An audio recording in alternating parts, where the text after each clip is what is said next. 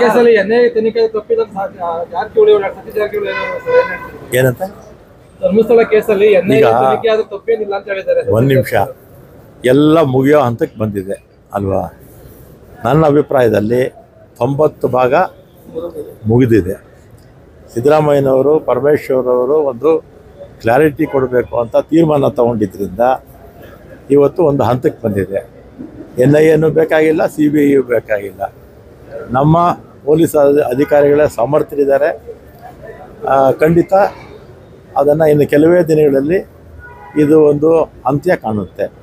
ಏನು ಧರ್ಮಸ್ಥಳದ ಬಗ್ಗೆ ಅಥವಾ ಧರ್ಮಾಧಿಕಾರಿಗಳ ಬಗ್ಗೆ ವ್ಯಾಪಕವಾಗಿ ಯೂಟ್ಯೂಬರ್ಸು ಪರನೂ ಇದ್ದರು, ವಿರೋಧ ಇದ್ದರು, ಇದಕ್ಕೆಲ್ಲ ಒಂದು ಅಂತ್ಯ ಆಗುತ್ತೆ.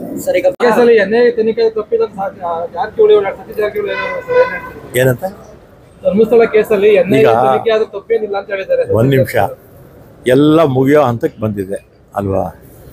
ನನ್ನ ಅಭಿಪ್ರಾಯದಲ್ಲಿ 90 ಭಾಗ ಮುಗಿದಿದೆ.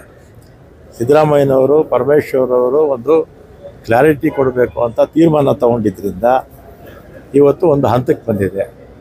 NIAನೂ ಬೇಕಾಗಿಲ್ಲ, CBIಯೂ ಬೇಕಾಗಿಲ್ಲ. ನಮ್ಮ ಪೊಲೀಸ್ ಅಧಿಕಾರಿಗಳೇ ಸಮರ್ಥರಿದ್ದಾರೆ. ಖಂಡಿತ ಅದನ್ನು ಇನ್ನು ಕೆಲವೇ ದಿನಗಳಲ್ಲಿ ಇದು ಒಂದು ಅಂತ್ಯ ಕಾಣುತ್ತೆ.